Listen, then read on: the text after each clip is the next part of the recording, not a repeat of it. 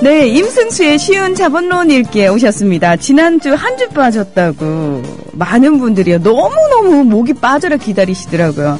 임승수 선생님 안녕하십니까? 예, 안녕하세요. 예, 선생님은 어떻던가요? 좀 쉬니까 좋으시던가요? 아니면은 방송해야 되는데라는 아쉬움이 크시던가요?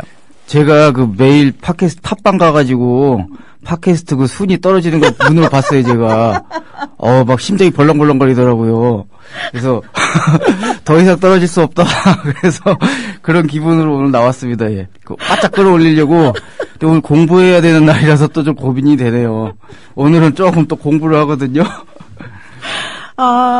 선생님이 어느 정도 그 애정이 있으시냐면 정말 하나하나 일일이 댓글 다 달아주시고요. 예. 예, 아무래도 이제 팬이 한두 명씩 생긴 것 같아서 관리를 들어가야겠더라고요. 관리를 안 하면 금방 이게 인기라고 하는 게 그 모래성 무너지는 거잖아요. 거품 같아요. 그래서 이렇게 어렵게 얻은 인기 끝까지 가져가려고 댓글 좀 달고 있습니다.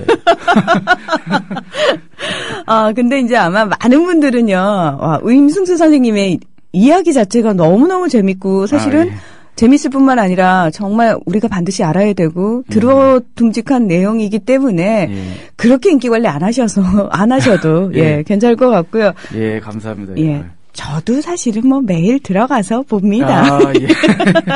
자, 오늘은 이제 선생님께서 공부를 해야 되는 날이다라고 말씀을 해주셨는데요. 그렇다고 여러분, 지금까지 우리 임승수 선생님 공부 같이 해봤잖아요. 겁먹으실 필요 없다는 거 알고 계시죠? 잠시 후에 본격적으로 우리 공부 시작해요. 더불어 행복한 세상.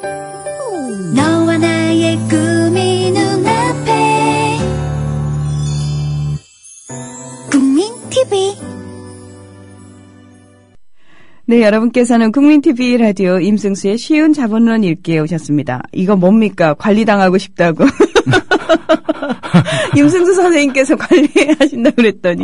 그래요? 우리 미스티 하트님께서 관리당하고 싶어요. 댓글 감사했어요. 오늘도 좋은 강의 부탁드려요. 아자! 하셨습니다. 열심히 하겠습니다. 예. 예, 그리고 우리 피아님은 공부합시다. 오늘은 본방 들을 수 있어. 좋아요. 잘 듣고 있습니다. 하셨는데, 본방을 들어도 재밌고요. 이걸 또 듣습니다. 근데 저도 저도 고백하자면 아침에 눈 뜨자마자 이거부터 순위부터 좀 확인하시는 거예요? 순위 확인이 아니고요.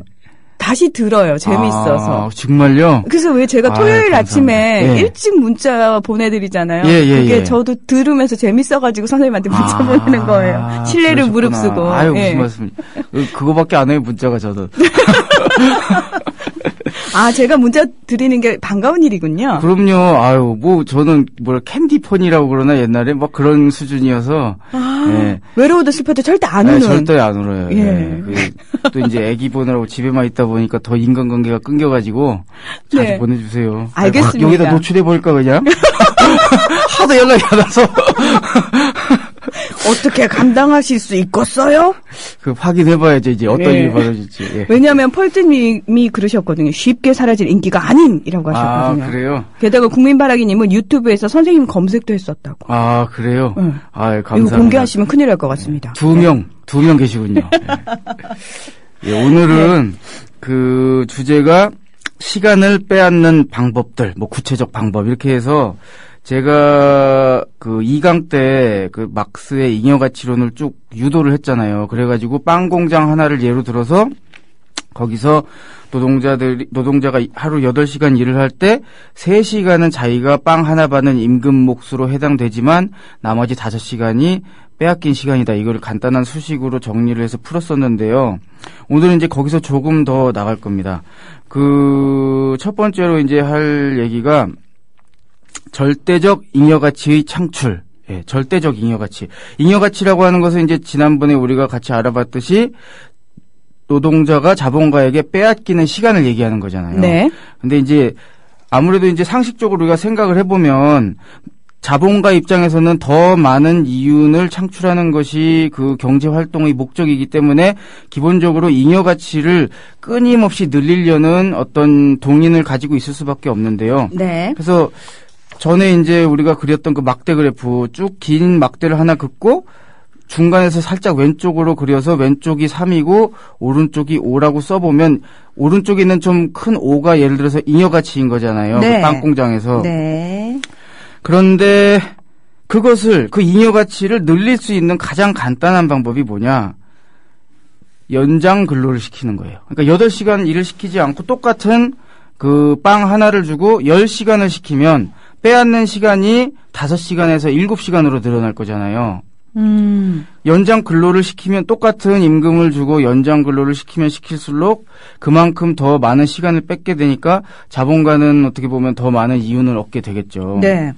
그래서 막스 자본론에 이 부분에 대해서 굉장히 당시 1860년에 영국의 상황이 어땠는지를 잘 알려주는 그 내용이 있어서 제가 좀 발췌를 해왔는데 간단하게 좀 읽어드리면 그 주의 치안 판사 찰턴은 1860년 1월 14일에 노팅엄시의 회의실에서 열린 집회의 의장으로서 다음과 같이 밝혔다. 즉, 이 도시의 주민들 중 레이스의 제조에 종사하는 사람들 사이에는 영국의 다른 곳에서나 문명 세계에서는 들어보지도 못할 정도의 궁핍과 고통이 지배하고 있다.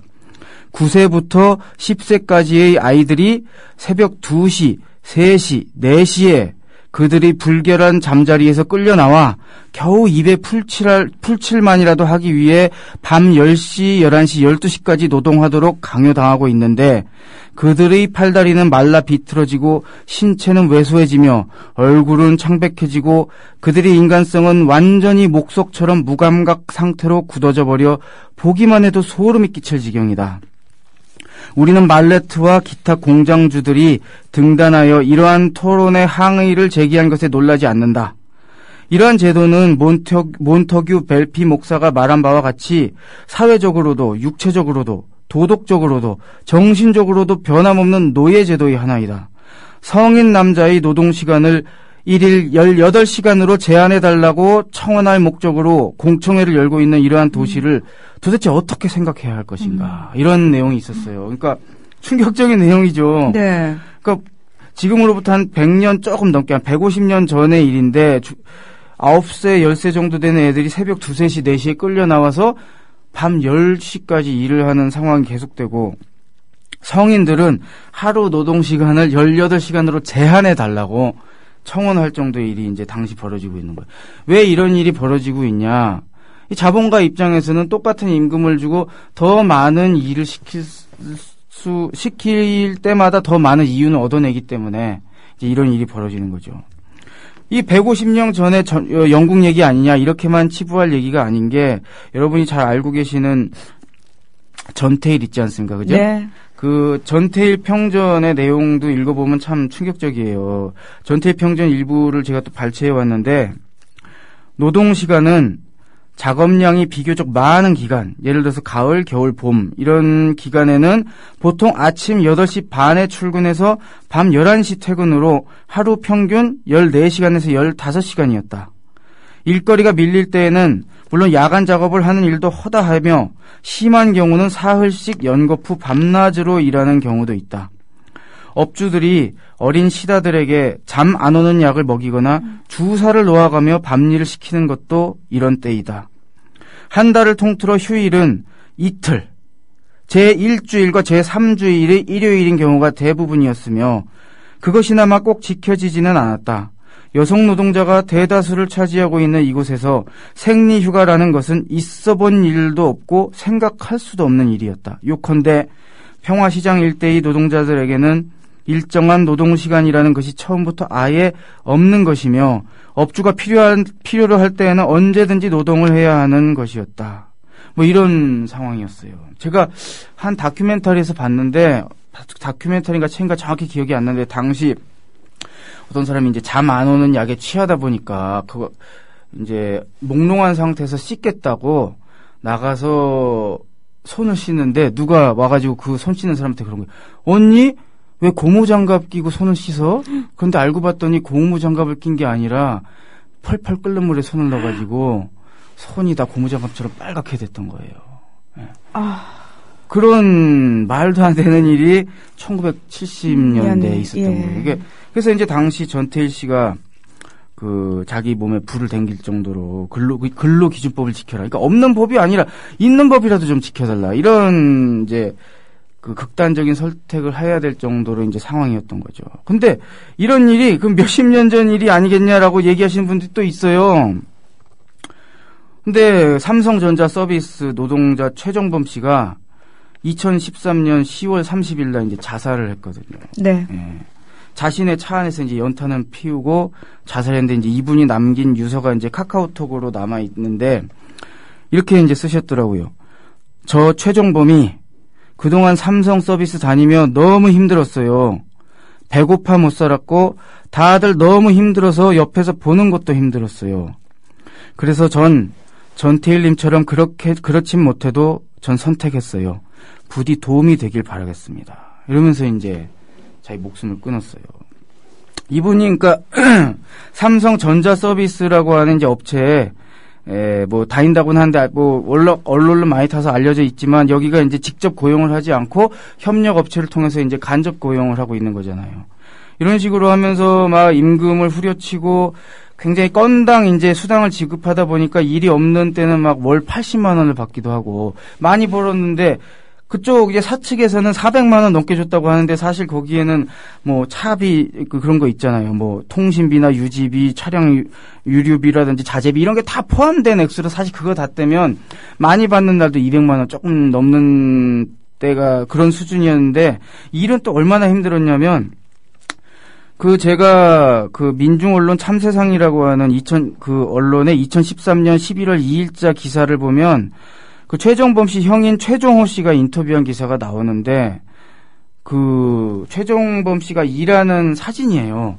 4층 아파트에서 에어컨을 수리하려고 이제 에어컨 외부에 설치된 걸 이제 떼는데 아무런 안전장치 없이 한쪽에 발을 창에 대고 그걸 떼고 있는 거예요. 야, 까딱 하다가 떨어지겠어. 근데 알고 봤더니 이분이 2층에서 작업을 하다 실제 떨어진 적이 있나 봐요.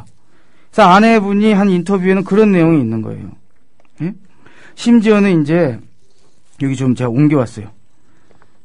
센터에서 상대적으로 어려운 업무인 중수리를 맡은 최 씨는 위험한 곳에서 일할 때도 많았다. 하지만 위험수당은 고사하고 안전장비조차 지급되지 않았다. 최 씨는 일하던 중 2층에 떨어진 일도 있었다. 떨어지면서 나무에 걸려 바지도 심하게 찢어졌다. 이 씨는 협력사 사장에게 상황을 설명하고 병원에 가겠다고 하자 사장은 바지를 사줄 테니 일을 마무리하라고 했다. 뭐 이런 일들이 있을 정도예요. 그리고 아시겠지만 직장 다니시는 분도 알겠지만 뭐 이런 정도의 일까지는 아니어도 일반 직장인들도 얼마나 많은 이제 야간 밤늦게까지 일하고 휴일 근무도 하는 일이 비일비재하잖아요. 그죠? 네. 사실 서비스 저희가 기사분들 부르시면 그분들 정말 친절하게 해주시거든요. 하시면서 그쵸. 가시면서 저희한테 꼭 당부하는 말이 있어요. 그렇죠. 꼭 1번 눌러달라고. 예, 회사에서 전화 오면 어떻게든 평가 잘해달라고. 네. 근데 저는 그 말 들을 때마다 그렇게 울컥울컥하고 가슴이 아픈 거예요. 예. 그래서 너무 좋았다고, 너무 친절하셨다고, 너무 잘해주셨다 이렇게 꼭 대답을 하면서도 우리가 참 이런 사회에 살고 있구나라는 생각이 드는데 우리 아름다운님께서요. 저희 남편이 직장을 옮기고 자동차 부품 업체에서 일을 하는데 하루 12시간 넘게 일합니다. 매일 연장 근무를 하네요. 미안하기도 하고 안타깝고 현실입니다. 제조업은 근무 환경 열악합니다. 이렇게 써주셨어요. 저 같은 경우는 사실 IT 업체에서 일했던 일이 있는데 제가 전공이 전자공학 쪽이잖아요. 네. 죄송해요. 제가 감기가 좀 걸려서 제가 예전에 이제 직장 다닐 때 밤 9시 퇴근하면서 이제 보통 뭐라고 했냐면은 미안해요. 먼저 퇴근할게요. 그런 경우가 많았고 한 회사 이제 제가 이제 직장을 옮겨야 돼가지고 이제 다른 회사 면접 볼 때가 있었는데 그 회사가 이제 자기네 회사는 가족적으로 일한다고 막 자랑을 해요. 그래서 뭘 가족적으로 일하나 봤더니 우리 회사엔 침대가 있어. 그러는 거예요. 저한테 침대 지금 보여주세요. 그리고 이제 밤참거리도 있다고 딱 보여주시고. 그래서, 가족처럼 일하는 게 이런 거였구나. 가족처럼, 여기가 가족인데 어딜 집에 가냐고. 그렇죠. 그리고 제가 집이 좀 가까웠거든요. 집이 제가 가깝다는 걸 굉장히 좋아하시더라고요. 왜 제가 안 좋아하고 사장님이 좋아하시지 제가 잘 이해가 안 갔는데 아무튼 굉장히 좋아하셨어요, 그때. 이런 식으로 뭐라고 해야 될까? 자본주의 시스템에서 이렇게 기본적으로 이윤 창출의 유일한 목적이다 보니까 어떤 규제나 법적인 제재가 없을 경우 역사적으로 우리가 이제 명확히 드러나듯이 무한정 이 노동자의 시간을 빼앗으려고 하는 이 동인이 강할 수밖에 없어요.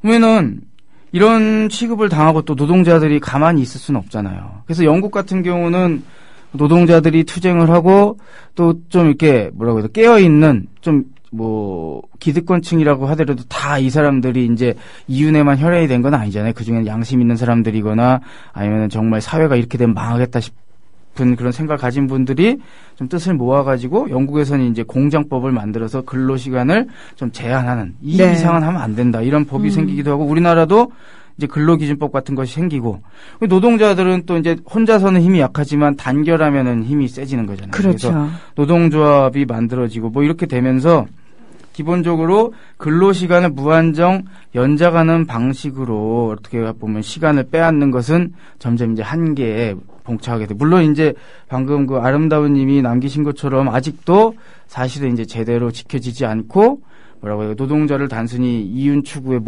어떤 수단으로만 생각하는 경우가 많긴 하지만 어쨌건 법이 생기고 사회적 분위기가 그것을 마음대로 할 수 있도록 허용하지 않는 분위기가 있다 보니까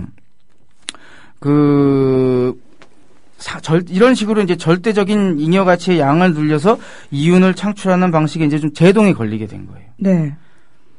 그러면은 이제 잉여 가치를 무한정 늘릴 수 있는 방법이 없어졌느냐? 그렇진 않아요.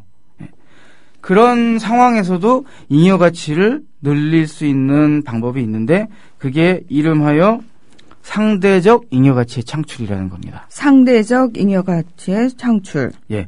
이게 이제 어떤 거냐면 아까 8시간 중에서 그 빵 공장에서 일하는 노동자가 하루 8시간 일하는데 3시간은 자기가 임금을 받은 몫에 해당하는 일이고 5시간은 지불받지 못한 빼앗긴 시간, 잉여 노동, 잉여 가치에 해당하는 거라고 말씀드렸는데 네. 절대적 잉여 가치는 여기서 8시간이라 일을 더 시킴으로 인해서 시간을 더 많이 빼앗는 것을 말씀드렸는데 그렇지 않고 이것을 8시간이 딱 제한돼 있음에도 불구하고 이 시간을 늘릴 수 있는 방법이 있어요. 그 방법은 뭐냐면은 아까 말씀드린 3대5 네. 그 비율 있잖아요. 네. 이걸 바꾸는 거예요. 쉽게 얘기하면은 빵을 한 개를 주다가 한 개가 3시간이잖아요. 우리가 전에 2강 때 계산했죠. 빵 한 개의 가치는 3시간에 해당한다고 하는데 이거를 빵 한 개를 주지 말고 반 개를 주면 1.5시간에 해당하는 걸 받게 되잖아요. 그러면은 받는 게 줄어드니까 빼앗기는 시간이 5시간에서 6.5시간으로 늘어나게 되는 거죠. 예. 근데 우리가 일반적으로 이런 식의 이건 이제 절대량이 아니라 상대적 비율이 바뀌는 거잖아요. 네. 그래서 상대적 잉여 가치가 이런 식으로 이제 늘어나는 방식이 있는데 우리가 일반적으로 이렇게 빵 한 개 주는 걸 반 개 주고 임금을 삭감하는 형태로 이게 일어나진 않아요. 기본적으로. 다른 방식으로 일어납니다. 왜냐면은 기본적으로 임금을 막 삭감하는 일은 잘 없잖아요. 아무리 회사가 정말 망하거나 힘든 상황이 아니고서 일반적으로 임금을 동결하는 경우도 사실은 잘 없고 조금씩 늘리는 경우가 많은데 상대적 잉여 가치는 이렇게 임금 삭감의 형태를 취하는 게 아니라 다른 방식으로 취합니다. 어떤 방식으로 취하냐면은 생산력이 발전해서 그것이 우리가 쓰는 생활 필수품의 가치를 인하시키는 방식으로 관찰이 돼요. 이게 지금은 잘 이해가 안 되실 거예요. 그래서 제가 좀 계산할게요. 지금부터. 구체적으로 계산을 통해서 지금 제가 말씀드린 얘기가 뭔지를 설명을 해드리겠습니다. 제가 전에 2강 때 말씀드렸던 계산을 조금 다시 복기를 해보면 빵 공장이 있었어요. 그리고 빵 공장에서 원료로 밀가루를 썼는데 밀가루 1kg으로 빵 한 개를 만들었고요. 네. 그리고 밀가루 1kg의 가치는 1노동시간이었어요. 그러니까 네. 밀가루 1kg을 만드는데 1시간이 걸린다 이거였죠. 그리고 기계가 이제 또 필요했을 거예요. 그렇죠. 우리가 제빵 기계. 네. 근데 여기서 제빵 기계가 바뀌어요. 옛날 우리가 쓰던 제빵 기계는 이 제빵 기계의 우선 가치는 10,000노동시간이었어요. 우리가 네. 기억하자면 그죠? 10,000노동시간이었고 이 기계는 수명이 있어가지고 빵 1만 개를 만들면은 기계가 완전히 소멸했는데 네. 그리고 이 기계를 이용해서 노동자가 하루에 8시간을 일하면은 빵 8개를 만들었습니다. 당시에 네. 계산할 때. 그런데 기계가 발전한 거예요. 그래가지고 새로운 기계를 만들어냈어요. 더 성능이 좋은 거. 그럼 이 새로운 기계의 특징은 뭐냐?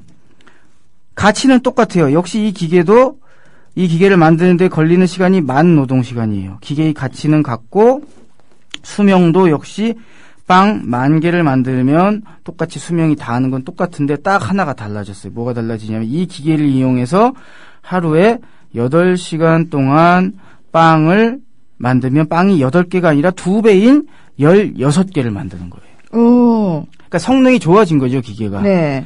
그러니까 같은 시간에 빵을 2배로 만들어낼 수 있는 성능 좋은 기계를 만들어낸 거예요. 자, 이렇게 새로운 기계를 도입을 했을 때 빵 하나의 가치, 우리가 일당으로 노동자가 빵 1개를 받았잖아요. 네.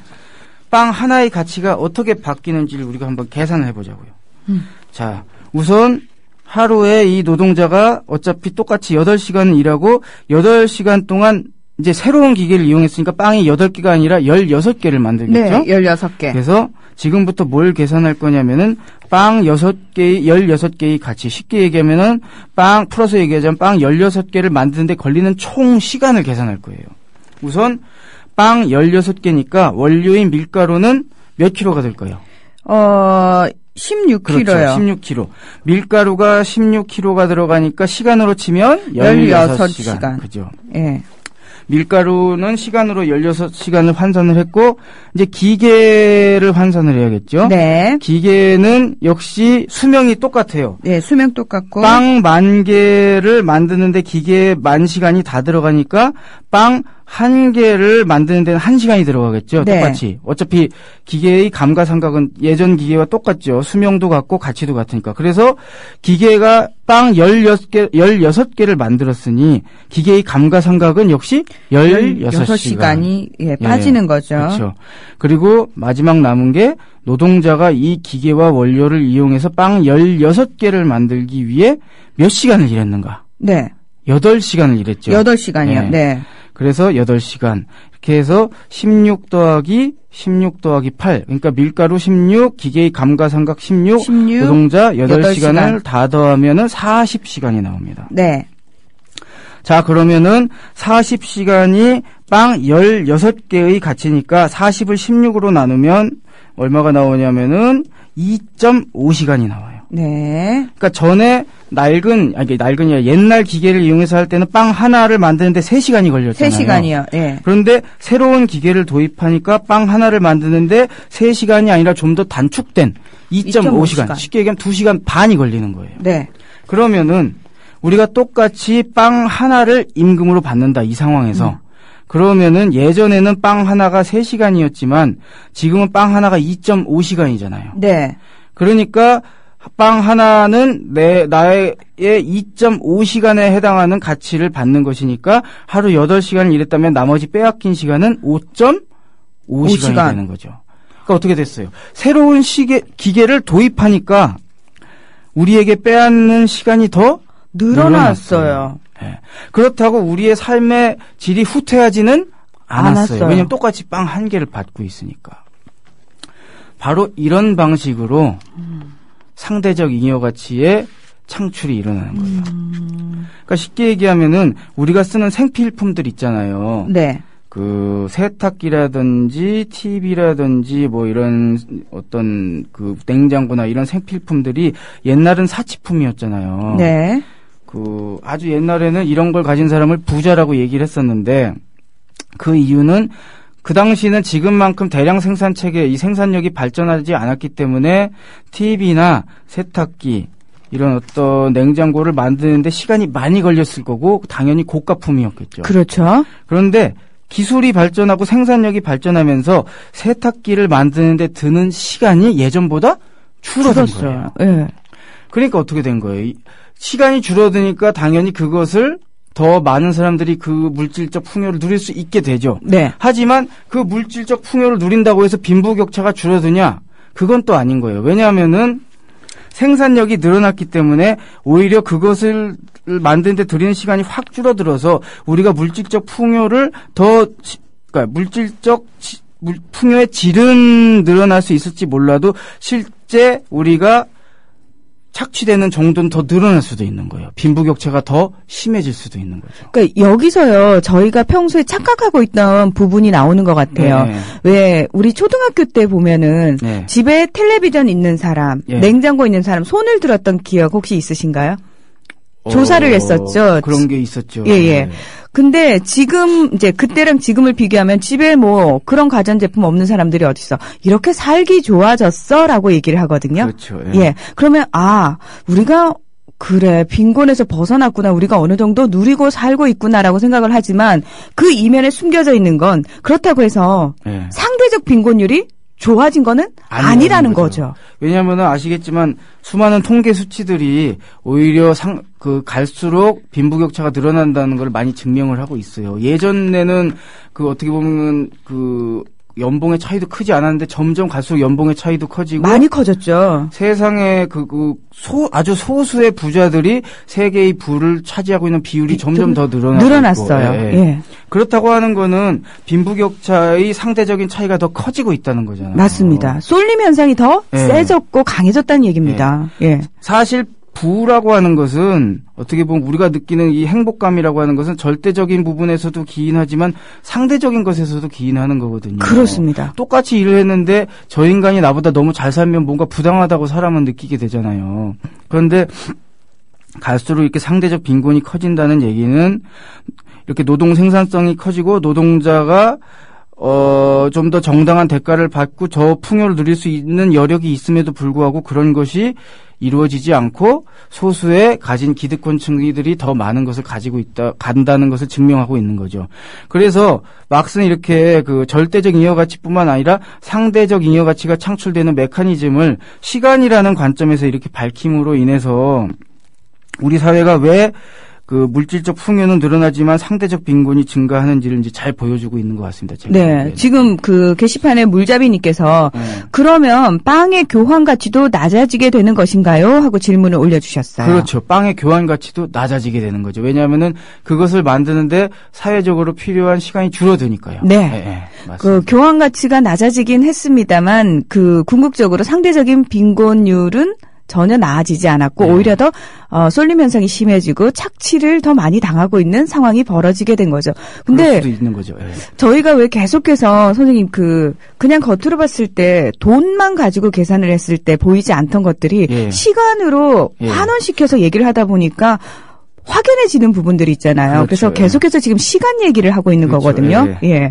근데 아마 이제 많은 분들이 워낙 시간에 대해서 생각하기보다는 돈에 대해서 생각을 많이 해왔고 그게 습관화 돼 있기 때문에 바로바로 전환이 좀 되기는 쉽지 않겠구나라는 생각이 들어요. 그렇죠. 게다가 인플레이션이라는 게 있잖아요. 물가 상승률이 물가 상승이라고 하는 어떻게 보면 돈 가치가 계속 떨어지는 거잖아요. 네. 우리 옛날에 핫도그 50원 했었잖아요. 기억하시죠? 당연하죠. 이따만한 핫도그. 네. 예. 저는 10원 있을 때는 아줌마한테 10원 주고 떡볶이 한 줄 먹기도 했어요. 옛날에. 10원짜리 하도 있었어요. 10원짜리 과자도 있었죠. 예. 네. 지금이야 뭐 10원짜리 지금은 10원짜리 크기가 구리값이 10원이 넘어가지고 10원짜리 줄였잖아요. 그러니까 기본적으로 우리가 이런 절대적 잉여가치 창출을 느끼기 힘든 또 하나의 이유는 계속되는 인플레이션 때문에 어쨌건 내 연봉이 계속 늘어나고 있다라고 하는 이제 착시 현상이 있는 거예요. 맞아요. 예. 근데 사실 물가는 더 오르고 있고 방금 말씀드린 것처럼 시간으로 환산했을 때는 사실 더 많은 시간을 빼앗기고 있는 것임에도 불구하고 그런 어떤 화폐라고 하는 현상, 특히 인플레이션이라고 하는 것의 어떤 착시 효과 때문에 우리가 그런 것을 잘 느끼지 못하게 되는 경우가 많습니다, 사실은. 네. 더 많은 시간을 빼앗기고 있음에도 불구하고 이 화폐라는 부분에 있어서 인플레이션이 있기 때문에 사실은 착시 효과가 있는 거고 우리는 그 착각은 너무나 당연하다는 듯이 사실 그 부분에 대해서 왜 생각을 못했을까 저는 선생님이랑 함께 방송을 하면서 왜 늘 화폐에 대해서만 생각을 했지 시간에 대해서는 생각을 하지 못했을까라는 후회를 참 많이 했거든요. 에이, 대학원에서 들으셨잖아요. 제가 다 알고 있는데 뭘. 아닙니다. 너무 일반 시청자를 대변하시기 위해서 알고 계시는 거를 모르는 척 하시는 거 아니에요? 그러면 제가 제대로 속였고요. 네. 구희정 아나운서님이 굉장히 박학다식하세요. 아닙니다. 아닙니다. 절대 아니고요. 예. 네. 그래서 좀 정리를 하자면, 네. 그러니까 오늘 주제가 그 시간을 빼앗는 이제 구체적인 방법에 대해서 말씀드렸잖아요. 그래서 첫 번째로 말씀드린 것은 무한정 그 연장 근로를 시킴으로 인해서 시간을 더 많이 빼앗고 거기서 자본가는 더 많은 이윤을 획득한다.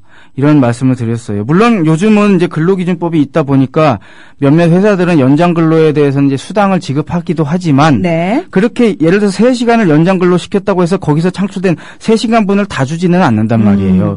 예를 들어서 거기서 1시간 반 분을 떼어서 준다 하더라도 나머지 1시간 반의 시간을 빼앗은 것은 연장 근로를 시키지 않았다면 얻을 그렇죠. 수가 없는 것이죠. 맞습니다. 예. 예. 그래서 그런 부분이 있고 또 하나는 우리가 이제 잘 느끼기는 힘든 거지만 생산력이 발전하면서 우리가 쓰는 생필품의 가치가 하락함으로 인해서 우리가 그 8시간을 3대 5의 비율로 자본가가 나눠 가지던 것을 2대 6이나 1대 심지어는 1대 7이 될 수도 있다라는 것. 그것을 기계의 새로운 도입, 생산력의 발전을 통해서 이제 계산으로 이제 보여드렸어요. 네.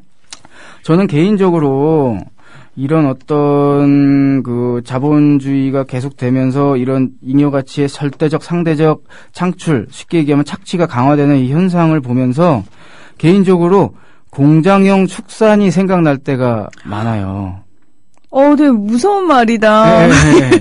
제가 예. 사실 좀 오늘 준비를 좀 해왔거든요. 네. 제가 예전에 개마고원 출판사에서 나온 박상표 수의사분이거든요. 이 박상표라는 분이 쓴 가축이 행복해야 인간이 건강하다라는 책을 읽고 되게 많이 인상을 받았어요. 여기 이분이 박상표 선생님 안 좋게 얼마 전에 안 좋은 소식이 들렸죠. 그렇죠. 안타깝게 세상을 뜨셨는데 네. 이분이 이제 쓰신 책을 제가 굉장히 감명 깊게 봤어요. 근데 이분이 쓴 책의 내용을 제가 일부 좀 요약을 해왔는데 그걸 좀 또 읽어드리려고 하거든요. 네. 예. 공장형 축산업의 목적은 소나 돼지, 닭이 행복한 삶을 사는 것이 아니다. 소나 돼지, 닭은 단지 인간의 돈벌이 도구일 뿐이다. 인간이 공장형 축산업을 하면서 소, 돼지, 닭을 팔아 단시일에 많은 돈을 벌기 위해서는 짧은 시간에 소와 돼지, 닭을 엄청나게 살찌워야 한다. 예컨대 소의 자연 수명은 25년에서 40년이지만 고깃소는 2년에서 3년 정도만 생존하면서 순식간에 600kg으로 살찌워진다. 1974년 18개월령 한우의 평균 몸무게는 289.6kg이었으나 2007년에는 566.6kg일 정도로 덩치가 커졌다. 풀을 먹고 살던 소들은 언제부터인가 인간이 먹기 좋게 살찌기 위해 유전자 조작 곡물을 먹기 시작했으며 심지어는 초식동물인 소에게 육골분 사료를 먹이기까지 한다. 비용을 아끼려고 좁은 공간에 밀집해서 키우다 보니 위생이 나쁘고 비정상적으로 빨리 키우면서 가축들의 건강이 나빠지는데 팔아야 할 가축이 병에 걸리는 것을 막기 위해 항생제를 사료나 물에 섞어 거의 매일 먹인다. 이런 환경에서 동물들이 제정신으로 살 수 있을까? 공장형 축산업으로 사육하는 돼지는 꼬리와 이빨을 자른다고 한다. 자기 몸 하나 제대로 움직일 수 없는 그 열악한 사육장에서 돼지들은 스트레스를 이기지 못하고 서로의 꼬리를 잘라먹는 엽기적인 행동을 하기 때문이다. 그런 환경에서 돼지들은 미칠 수밖에 없는 것이다. 달걀을 낳는 닭들은 어떨까? 성인 손바닥 2개를 이은 것만한 공간에 항생제 들어간 사료를 먹으며 끊임없이 알을 낳도록 강요당한다. 알 계속 낳으라고 나처럼 항상 환하게 불을 켜놓는다. 그러다 보니 닭들은 스트레스가 극에 달해 근처에 있는 닭을 공격한다. 그래서 재산 피해를 줄이기 위해 사람들은 미리 닭의 부리를 자른다. 이게 이제 공장형 축산업의 현실이거든요. 네. 근데 우리 사회를 보면요. 사실 모든 삶의 질을 GDP로 평가하는 것 같아요. 마치 우리가 이제 공장형 축산업에서 이 소, 돼지, 닭이 행복한지를 키로수로 몸무게로 평가하는 것처럼 우리나라 사람들의 삶의 질이 올라가는 것을 우리나라 사람들의 GDP가 올라갔다. 어떻게 보면 일맥상통하잖아요. 근데 사실 수많은 사람들이 직장에서 스트레스를 받고 그러다 보니까 정신과 치료를 받기도 하고 정신과 치료를 받는 수준은 아니더라도 너무 심한 스트레스 병에 걸리기도 하고 이런 경우가 많잖아요. 근데 이게 가만히 보면 공장형 축산업과 우리의 노동 현장이 너무 오버랩이 되는 거 있죠. 닮아 있어요. 닮아 네. 있잖아요. 사실은요, 이게요, 교육 현장과도 닮아 있어요. 요즘 왕따 문제가 심각하잖아요. 네. 예전과는 비교도 할 수 없을 정도로 아이들이 폭력적이 됐대요. 유전자가 변형이 돼서 그럴까요, 갑자기? 그건 아닐 거예요. 유전자가 변하지 않았는데 그렇게 됐다면 환경이 변했기 때문에 그런 현상이 벌어질 텐데, 가만히 보면 그 애들을 그렇게 닭장 같은 그런 학교에 처박아 놓고 하루 종일 그런 그런 생활을 하게 만드는데 애들이 안 미치는 게 이상한 거죠, 어떻게 보면은. 그러니까 선생님은 어떠세요? 네? 왜 아이들을 지금 키우고 있잖아요. 그 네. 아이들이 이제 몇 년이 지나서 학교를 가게 될 텐데. 그렇죠. 그러니까 현실의 문제를 닥치는 거잖아요. 아, 그렇죠. 예. 고민이 많죠. 예. 우리 애들이요, 어린이집에 가면, 어린이집 선생님이 그러세요. 지유는, 이름 얘기해버려요. 지유는 표정이 달라요, 그래요. 네. 그게 무슨 얘기냐. 그러니까 솔직히 뭐 그렇게 똑똑하다는 얘기는 안 들어요. 그런데 되게 행복해돼요, 애가 얼굴이. 왜냐면 우리는 애를 공부를 안 시켜요. 같이 놀러 댕겨요. 그러니까 제가 지방에 강연이 잡히면 저는 가능하나 이제 가족과 같이 내려가요. 그래가지고 애들이랑 같이 거기 뭐 좋은 데라도 좀 보고 오고 뭐 이런 시간을 많이 보내려고 하는 편이거든요. 물론 저도 좀 성질이 더러워서 가끔 이제 불같이 화를 낼 때가 있는데 그럴 때는 항상 좀 미안하고 애한테 사과를 하기도 해요. 근데 어쨌든 성질이 좀 더러운 구석이 있어요, 제가. 이게 사람은 좋아 보이는데 가끔 뚜껑이 열리면 주체가 안 돼가지고. 그런데 어쨌건 이제 제가 이제 기분이 좋았던 건 우리 애가 표정이 좋다. 그러니까요. 네. 예. 근데 요즘 둘째가 태어나다 보니까 애가 좀 스트레스 받나 보더라고요. 동생이 그러니까 사랑을 나눠 가져야 되잖아요. 그렇죠. 그러니까 생소한 환경에 또 네. 처하게 되니까. 예. 네, 그래서 요즘은 좀 스트레스 받는 것 같긴 한데 우리 애가 표정이 좋다는 얘기를 듣고 제가 많이 기분이 좋았는데 이 교육 현장 얘기를 들으면서 야, 우리 애가 학교를 가면은 내가 스트레스를 안 주려고 노력한다 하더라도 애가 그 환경에서 학교에서 제도적이고 구조적으로 그런 환경에 노출되면 힘들어할 텐데 이것을 어떻게 봐야 될까 고민이 사실 많이 돼요. 게다가 뭐 교육비도 많이 들고 네. 그러다 보니까 사실은 여러 가지로 고민이 많은데 그래도 어쩌겠어요. 여기서 살아야지.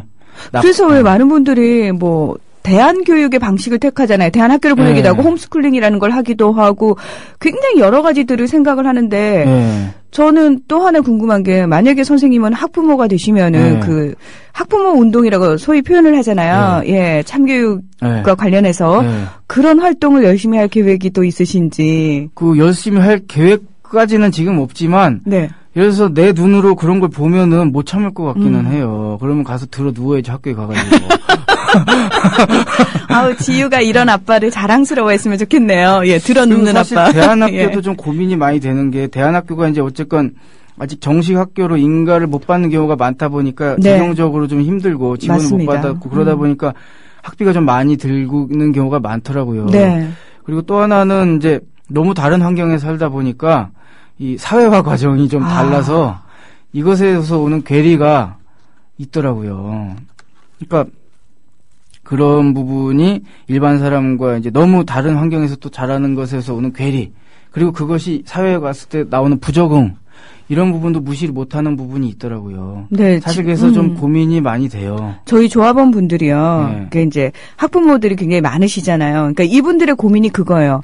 그러니까 어쩔 수 없이 학교를 보내고 있는데 공교육을 시키고 있는데 이 아이가 학교에서 접하는 환경과 네. 부모들이 끊임없이 얘기하는 환경이 너무 괴리가 있다는 거죠. 그렇죠. 그러면 아이들이 중간에서 혼란을 느끼는 거예요. 예. 이 아이들은 부모를 따라서 주말에 촛불문화제에 갔다 온 아이들인데 예. 학교에 가서 친구들과는 그 부분에 대한 대화가 안 된다는 부분이죠. 그렇죠. 예, 아유 참 고민이 많습니다. 고민이 많죠. 아유, 그죠. 이민 갈 수도 없고 이거.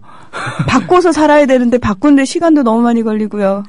그러게요. 그래도 어쨌건 우리가 깨어가지고 조금이라도 좀 보고 왜냐면은 분명 지금 박정희 대통령 시절보단 많이 좋아졌잖아요. 너무 멀리 가신 거 아닙니까? 이제 멀리 가려고 하는 것 같아서 또. 예. 예. 어제 보니까 어젠가 그저 기가 막힌 판결이 하나 또 나왔더라고요. 예. 물론 오늘은 또 굉장히 환호성을 지를 만한 판결이 또 나오긴 했는데, 예. 그 쌍용자동차 해고자들 해고 무효 판결이 나서 참 반갑긴 했는데. 근데 항소심이잖아요. 또 상고하겠다는 그렇죠. 얘기가 나와서요. 대법원 가서는 또 어떻게 될지 모르겠는데. 그러니까요. 아니, 법치국가가 왜 이렇게 판사에 따라서 판결이 너를 뛰는지. 그러니까 판사의 양심을 믿어야 되는 이 그러니까요. 가슴 아픈 현실이요. 예. 그러니까 이게 참 너무 좀 이현령 비현령도 아니고 이게 참 애매한 것 같아요. 네.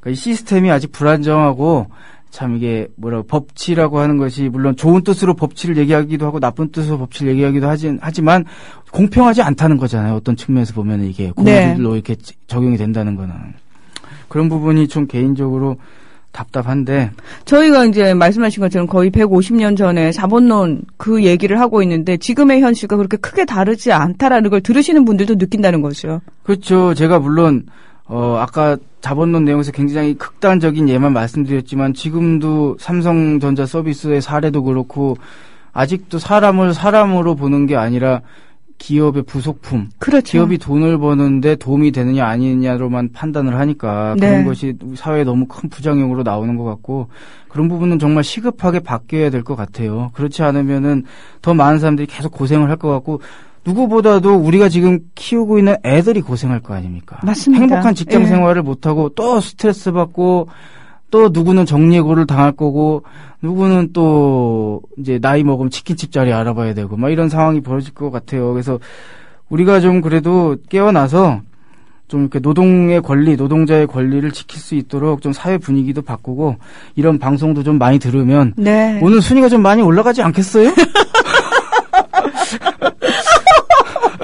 저도 한번 그 일자 있잖아요. 청취자 여러분, 저도 한번 그 일자 한번 보고 싶어요, 제 눈으로. 불가능할까요? 쌤, 사람들이 뭐라고 욕하냐면, 아유, 저것 봐, 학교에서도 1등 하던 버릇이 남아가지고 저 일자에 집착한다, 이런 얘기 해요. 제가 중고등학교 때 1등만 하셨죠? 못하겠어요, 제가. 아니라고는 얘기 못하겠어요.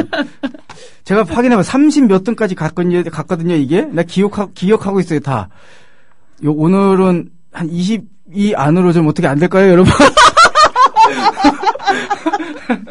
죄송합니다. 너무 적나라하게 제 본심을 드러내서. 아니, 저희는 선생님의 귀여운 속됨이 좋아요.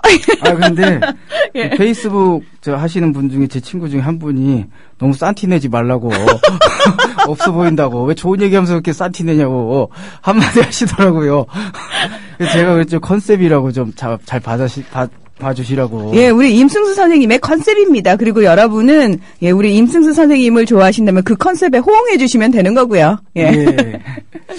그래서 제가 이제 하나만 더 얘기하고 다른 내용으로 가겠는데 알버트 아인슈타인 세계적인 물리학자 아닙니까? 그 아주 유명한 사람이고 이분이 이런 얘기를 했다고 그래요. 교육에 대한 얘기인데 모든 아이들은 천재다. 그런데 만약 금붕어를 보고 산에 올라가라고 그러면 금붕어는 평생 자기가 바보인 줄 알고 살 거다. 그런 얘기를 했어요, 이분이. 그러니까 우리 교육이라고 하는 것이 제가 그 인터넷에서 그 아주 풍자 만화 봤는데 이런 내용이었어요.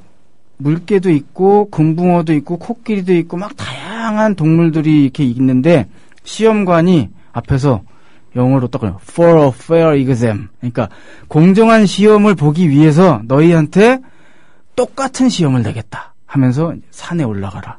그런 거예요. 그 동물들을 보고. 그러면 원숭이는 1등 하겠지만 금붕어는 헤엄을 잘 치지만 산에 오를 수는 없잖아요. 근데 우리의 교육이 바로 그런 상황은 아닐까. 제가 그런 생각이 들었어요. 우리의 유전자가 다양하다는 얘기는 그만큼 사람들은 다양한 특색이 있고 자기만의 장점과 개성이 있을 거란 얘기인데 그 수많은 사람들의 개성을 우리는 마치 그 풍자만화 아니면 아인슈타인의 얘기처럼 산에 올라라라고 하는 하나의 말로 다 뭉개버리는 건 아닌지. 교육 얘기하다 보니까 이런 얘기까지 했는데 아무튼 이제 다시 오늘 이제 본론으로 돌아와서 이렇게 이제 우리 자본론에 보면은 상대적 잉여 가치의 창출, 절대적 잉여 가치의 창출해가지고 시간을 빼앗는 구체적인 방법들이 있는데 그럼 뒤집어서 생각해볼 필요가 있다고 저는 봅니다. 무슨 얘기냐? 시간을 한쪽에서 빼앗기게만 하고 있으면 안 되잖아요. 네. 빼앗기는 시간을 되찾아야 될 거 아닙니까? 그래야지 우리가 좀 더 나은 삶을 살 수 있고 우리 삶의 주인이 될 거 아니에요. 시간을 되찾을 수 있나요? 그렇죠. 그래서 그 시간을 되찾는 방법에 대해서 몇 가지 좀 정리를 해봤어요. 그래서 첫 번째가 있는데 그게 뭐냐면은 예를 들어서 노동조합이 굉장히 그 시간을 되찾는 것에 있어서 중요한 거죠. 예를 들어서 임금 협상이라고 하는 건 노동조합이 이제 임단 여부 하면서 이제 자본가와 협상을 통해서 임금 협상을 하는 거잖아요. 네. 예를 들어서 아까 빵 공장의 예를 들면 하루에 8시간을 일을 하는데 3시간이 빵 하나를 받는 게 3시간이었잖아요. 네. 임금을 일당으로 받는 게 나머지 5시간이 빼앗기는 시간이었는데 빵 공장에서 일하는 노동자들이 이 상황의 부당함을 깨닫고 이제 노동조합을 설립을 했어요. 그래가지고 노동조합의 어떤 배타적인 권리인 교섭권을 발휘해서 이제 회사 사측과 교섭을 하는 거예요. 그래가지고 우리가 개별적으로는 약하지만 뭉치면 강하잖아요. 특히 또 노동조합은 파업을 할 수가 있지 않습니까? 그래서 열심히 해서 이 임금을 예를 들어서 빵 하나 반으로 올렸어요. 그러면 빵 하나 반이 되는 순간 우리가 일당으로 받는 시간이 3시간에서 4.5시간이 되는 거잖아요. 네.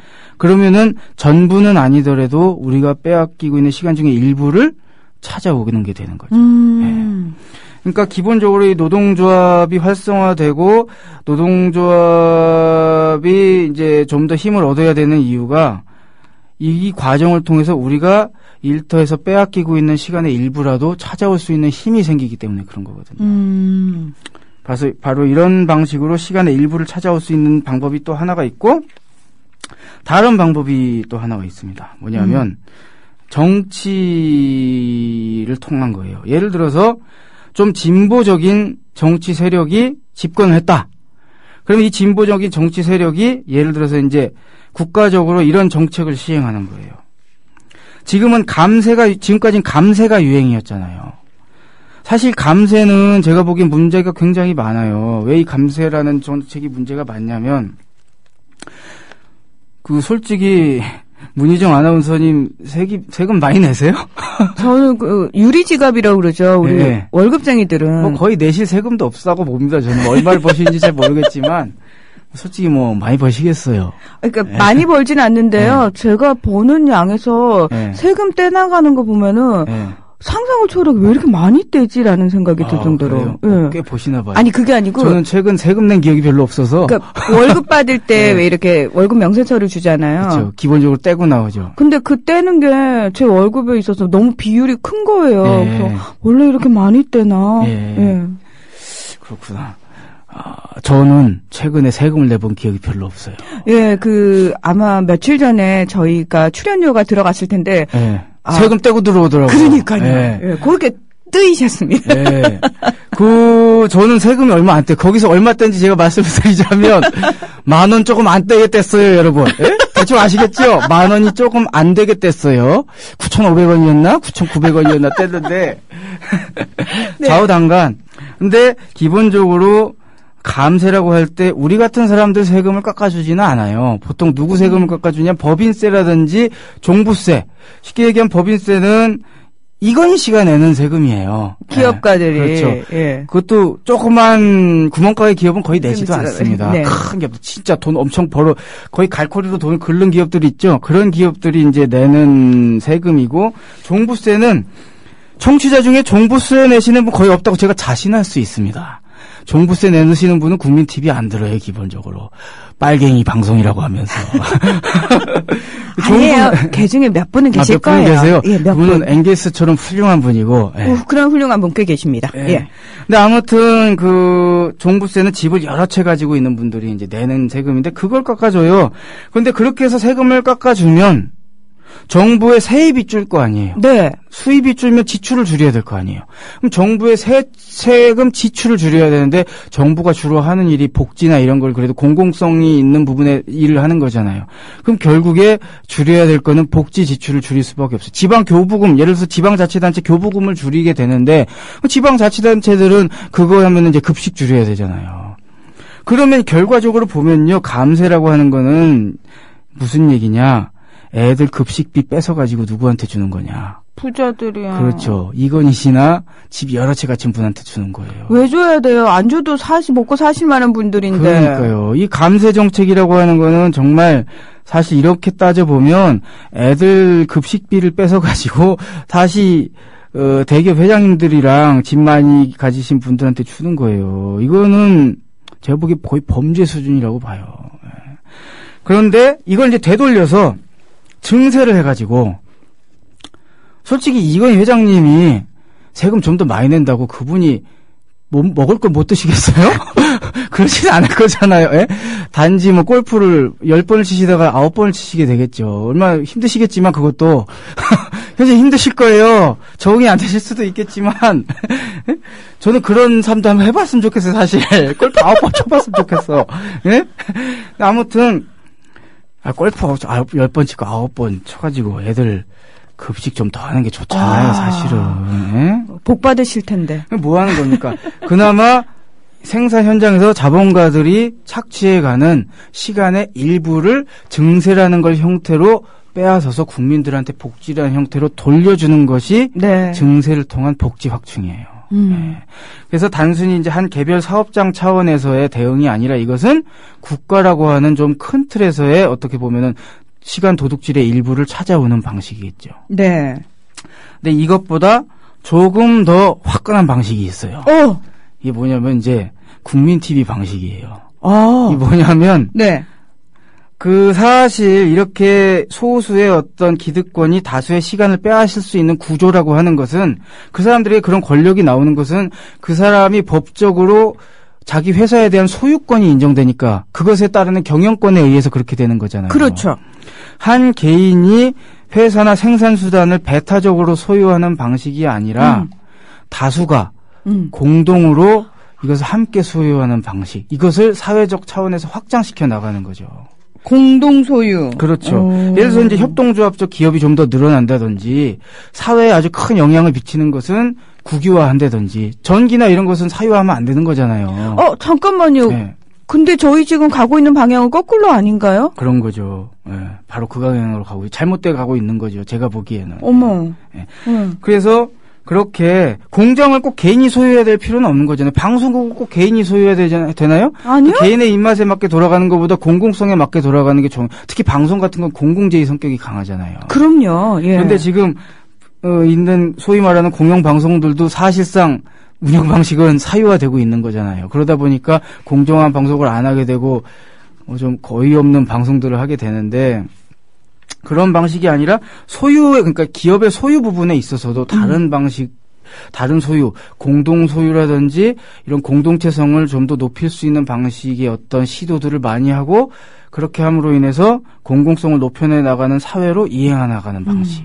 이거는 조금 더 적극적으로 해서 우리 모두가 사회의 주인, 일터의 주인이 돼 나가는 방식으로 사회를 조금씩 개편해 나가는 방식인 거죠.